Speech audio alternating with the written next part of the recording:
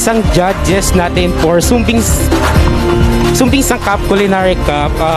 Hi Chef, good day po. Morning. Ano pong mabibigay yung inspirational words sa ating mga contestant? Ano po masasabi niyo?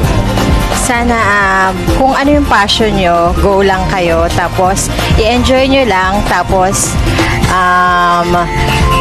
enjoy nyo lang yung mga ginagawa nyo. Pursue your dream and be creative sa anong ginagawa nyo. Yun lang. Thank you so much, Chef. Yeah.